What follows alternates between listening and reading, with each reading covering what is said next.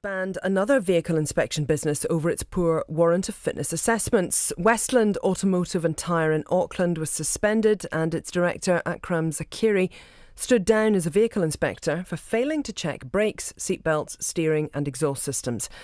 Last week, the agency admitted they knew for years that a mechanic in Dargaville was not doing proper checks and only clamped down after a fatal car crash. The Minister for Transport is Phil Twyford. He's in the Wellington studio. Good morning. Good morning, Susie. How many more are going to be coming out about this? Well, we just don't know. And the board of NZTA put Meredith Connell, the law firm, into the transport agency a little less than a couple of months ago to work through 850 files that had been sitting around, not properly processed, not followed up. And they have made good progress on that work, according to the most recent advice I've had. But they're still working through those files, and there may well be other cases that will emerge. So in the case of this one, Westland Automotive and Tyre in Auckland, anyone who's had a warrant done there, are they going to get a voucher to have it done elsewhere? So the Transport Agency, as part of the follow-up in these cases, they are alerting everybody who's had a warrant issued by one of these agencies that's been suspended. They're providing a voucher, so it's not going to cost them, and they're directly communicating with the vehicle owners. Not going to cost them, but how much money are you putting aside at this stage to potentially get these rechecks done? I haven't got a number on that in front of me, but all of that money will come out of NZTA's operating budget. There will be a hefty bill. You know, Susie, this is a systemic failure across one of our most important government agencies. It's been going on for a decade. It cuts right across the regulatory work of the Transport Agency.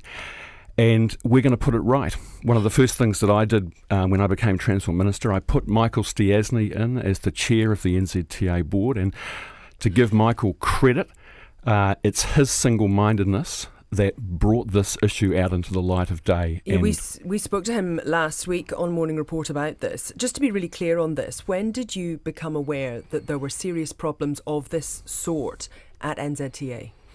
So I've been aware really of the issue in general over much of the last year, and I have to say that I have to give credit to your reporter Phil Pennington for the work that he's done on this.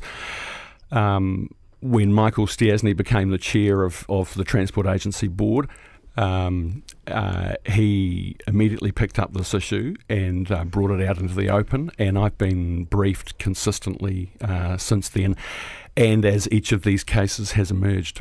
Okay, so if this is something you've been aware of for over a year or about a year, why is it that it's only now coming to light that there are people who could be driving around in cars with warrants that aren't worth the paper they're written on?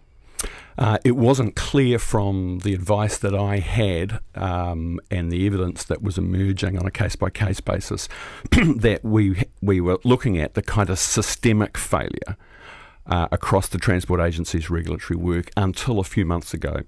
And really, that was the thing that triggered Meredith Connell being brought in to run the regulatory division, to work through these 800-odd files that had been left not properly followed through. Okay, so when was it that they were brought in? Was that as soon as you realised that you had a pretty serious problem? Yes, and it was the board, it was Michael Stiasny as the chair of the board and the board of the agency who took that action, and I supported it. And when the Dargaville case, Dargaville diesel specialists emerged, that really underscored, I think, how serious this organisational failure was, and that's why I've commissioned an external review now. I don't think, given the most recent cases, I don't think it's tenable for the NZTA board or the agency to be reviewing itself.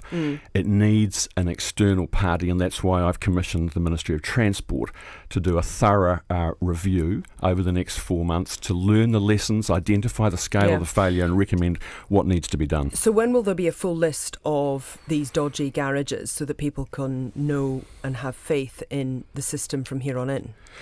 So I can't put a date on that right now, Susie, but what we do know is that of those 850 files, 157 of them were identified as sort of were coded red. That is, they needed urgent action. But I'm just concerned about this because obviously it's coming up to Christmas, it's coming up to the holiday season. There are a lot of people who are going to be on the roads, probably travelling for some of the largest distances that they ever do in the year.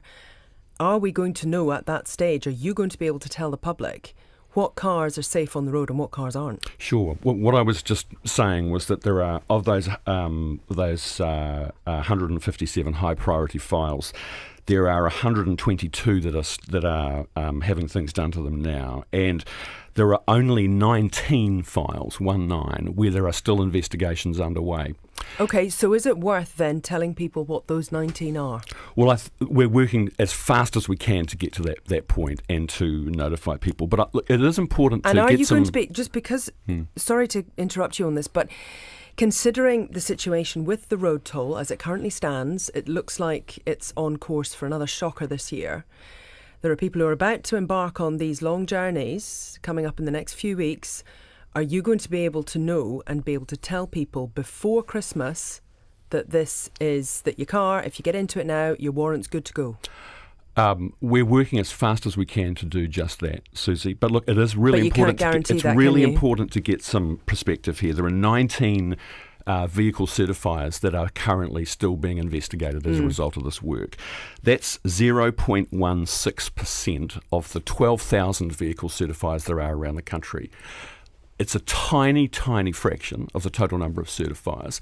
And people, I think, also need to remember that the vast majority of accidents and deaths and serious injuries that happen on the roads are caused by driver error and fatigue and speed, not these kind of regulatory issues. I don't want to trivialise what's happened here. It's extremely disappointing, and we are dealing with it as fast as we can. We have 30 seconds to go. Do you have confidence in Fergus Gammy, the Chief Executive?